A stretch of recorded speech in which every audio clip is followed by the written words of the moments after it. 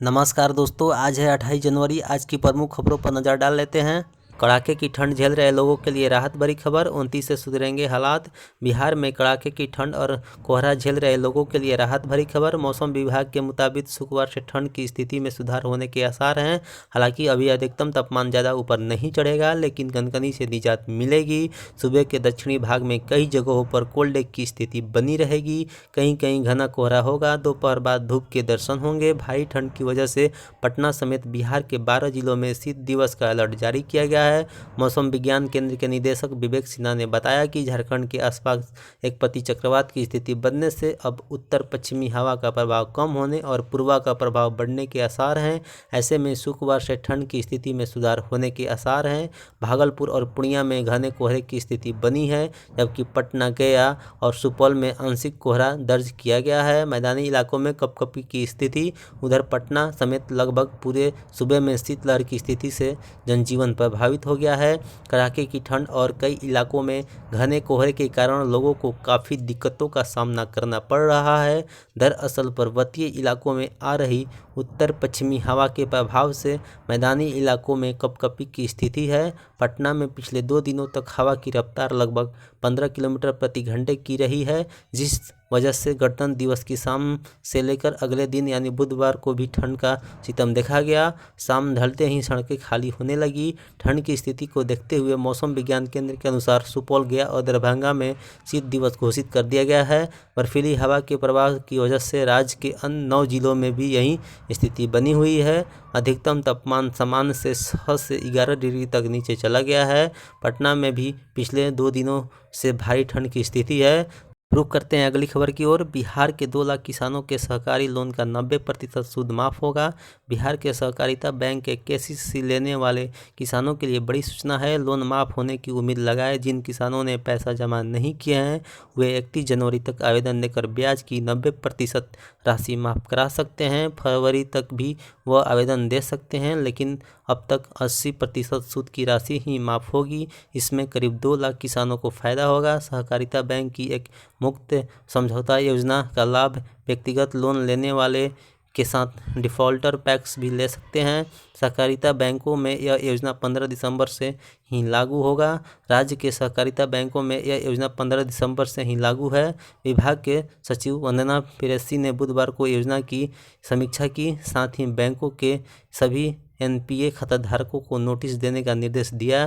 साथ ही बैंक स्तर पर कैंप लगाकर लेनी किसानों और दूसरे लोगों को इसका लाभ देने के लिए कहा। इस योजना के तहत 90% तक सूद की राशि माफ़ करने की योजना है, लेकिन शर्त है कि आवेदन जनवरी में ही करना होगा। इससे राज्य के लगभग 2 लाख ऐसे किसानों को लाभ मिलेगा जिनका केसीसी एनपीए हो चुका है। इसके अलावा लगभग 1000 डिफ़ॉल्टर पैक्स भी इसका लाभ ले सकते हैं। मूलधन के साथ सूद की बकाया राशि में मात्र 10% का भुगतान। योजना का लाभ लेने वाले को केवल मूलधन के साथ सूद की बकाया राशि में मात्र 10% का भुगतान करना होगा। राज्य में सहकारी बैंकों के केसीसी लेने वाले किसानों की संख्या लगभग 4 लाख है। इसमें आधे यानी लगभग 2 लाख किसानों का खाता एनपीए हो गया है। इन खातों में बैंकों का लगभग 300 करोड़ रुपया फंसा हुआ है। बैंकों के लगभग 56,000 एनपीए खातों को नोटिस दे दिया गया है। इन खातों में बैंकों के लगभग 563 करोड़ रुपए फंसे हैं। योजना का लाभ अब तक 1600 किसानों ने लिया है। इन किसानों से लगभग 6.5 करोड़ रुपए की वसूली हो पाई है। अब रुक करते हैं अगली खबर की ओर। अगली खबर है सहरसा समेत कोसी के मखाना और आम को मिलेगा वैश्विक बाजार। केंद्र सरकार की योजना में शामिल बिहार के सहरसा और सुपौल जिले के मखाना समेत मधेपुरा में मिलने वाले आम को अब मिलेगा वैश्विक बाजार। दरअसल केंद्र सरकार के खाद्य प्रसंस्करण उद्योग मंत्रालय की योजना एक जिला एक उत्पादक की अनुमोदित की जारी सूची में इन उत्पादों को शामिल किया गया है। पीएमआईएफएमई योजना के तहत एक जिला एक उत्पादन के रूप में सहरसा और सुपौल के मखाना को शामिल किया जाने से इस उत्पाद को बाहर का बाजार मिलने से किसानों के दिन बहुरने की उम्मीद बन गई है। संभावना है कि इस व्यवस्था से किसानों को उपज की सही कीमत मिलेगी। वहीं मखाना की खेती का कारोबार कोसी मिथिलांचल क्षेत्र में अधिक उन्नत होगा। पग पग पोखर माछ माखन की कहावत फिर से कोसी और मिथिलांचल के इलाकों में चरितार्थ होगी। बता दें कि PMFI योजना के तहत देश के हर जिले से प्रमुख एक उत्पादन का नाम मांगा गया था। यह कहा गया था कि ऐसे प्रमुख एक उत्पाद का नाम दें जिसे संबंधित जिले से बाहर का बाजार उपलब्ध कराया जाए। बाहर के बाजार में वह उत्पाद हाथों हाथ खरीद लिया जाए। ऐसे में सहरसा से प्रमुख उत्पादक के रूप में मखाना का नाम भेजा गया। जिला कृषि पदाधिकारी दिनेश सिंह ने कहा कि एक जिला एक उत्पाद के लिए जिलावार एक प्रमुख उत्पादन का नाम मांगा गया था। सहरसा जिला से यहाँ के प्रमुख उत्पादक मखाना का नाम भेजा गया था। उन्होंने कहा कि सहरसा जिले के प्रचुर मात्रा में मखाना की खेती होती है। एक अनुमान मुताबिक 3 से 4 हज़ार एकड़ चौर वसीली भूमि के मखाना की खेती होती है। जिले में नौहट्ट, महिषी और सतकटया प्रखंड क्षेत्र के अधिक मात्रा में मखाना की खेती होती है। अब रुख करते हैं अगली खबर की ओर। बिहार के हजारों नियोजित शिक्षकों की जाएगी नौकरी, पोर्टल पर प्रमाण पत्र नहीं किया अपलोड। बिहार में वर्ष 2006 से 2015 तक नियोजित हुए शिक्षकों के प्रमाण पत्रों को वेब पोर्टल पर अपलोड करने को लेकर शिक्षा विभाग ने सभी जिलों को निर्देश जारी किया है। विभाग ने कहा है कि जिन शिक्षकों के प्रमाण पत्रों की जांच अभी तक नहीं हो पाई है, उन्हें अपना प्रमाण पत्र स्वयं पोर्टल पर अपलोड करना होगा। ऐसा नहीं करने वाले शिक्षकों की सेवा समाप्त की जाएगी और वेतन की भी वसूली होगी। विभाग के प्राथमिक शिक्षा निदेशक डॉक्टर रणजीत कुमार सिंह द्वारा जारी आदेश में कहा गया है कि ऐसे करीब 1,03,000 शिक्षकों की सूची पोर्टल पर जारी की जाएगी। इनके प्रमाण पत्र की जांच नहीं हो पाई है। जिला शिक्षा पदाधिकारी द्वारा जिला, प्रखंड और नियोजन इकाई शिक्षकों की सूची अपलोड की जाएगी। इन शिक्षकों को विभाग द्वारा तय समय सीमा के अंदर सभी आवश्यक प्रमाण पत्र और नियोजन पत्र को पोर्टल पर अपलोड करना होगा। विभाग पोर्टल तैयार कर रहा है और शीघ्र ही प्रमाण पत्र अपलोड करने की तिथि जारी करेगा। गौरतलब हो कि पटना उच्च न्यायालय के आदेश पर निगरानी द्वारा शिक्षकों के प्रमाण पत्रों की जाँच की जा रही है। नियोजन इकाइयों द्वारा जाँच में असहयोग नहीं किया जा रहा है। इसको देखते हुए विभाग ने प्रमाण पत्र जांच की वैकल्पिक व्यवस्था की है।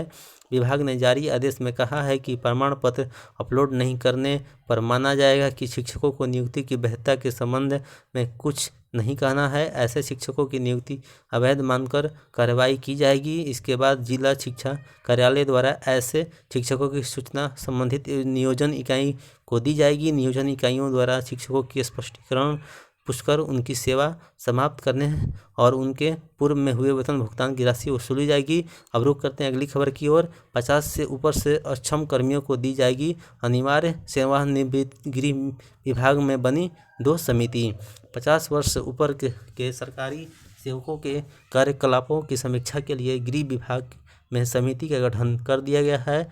यह समिति इस उम्र सीमा के अधिक के अधिकारी कर्मचारियों के कामकाज की समीक्षा करेगी। यदि कोई सेवा में बनाए रखने के लायक नहीं होगा तो समिति द्वारा अनिवार्य सेवानिवृत्ति की अनुशंसा निवृत्ति प्राधिकार को से की जाएगी। इस बाबत कार्यालय आदेश जारी कर दिया गया है।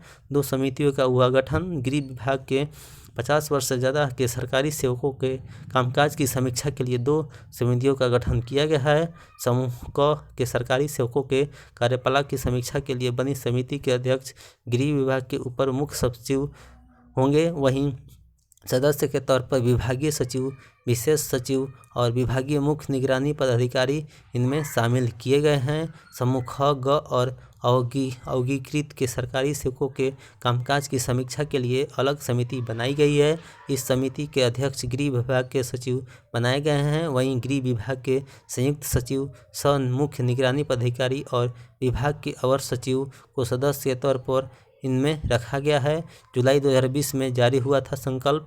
सामान्य प्रशासन विभाग ने 50 वर्ष के ऊपर के सरकारी सेवकों के कामकाज की समीक्षा करने को लेकर 23 जुलाई 2020 को संकल्प जारी किया गया था। इसके तहत इस उम्र सीमा के आने वाले वैसे सरकारी सेवक जिनकी कार्य दक्षता या आचार ऐसा नहीं है जिससे उन्हें सेवा में बनाए रखना न्याय या लोकहित में नहीं हो, एक कार्यकलाप की समीक्षा कर अनिवार्य सेवानिवृत्ति की अनुशंसा करनी है। इसी के मद्देनजर गृह विभाग के अधीन 2 समितियों का गठन किया गया है।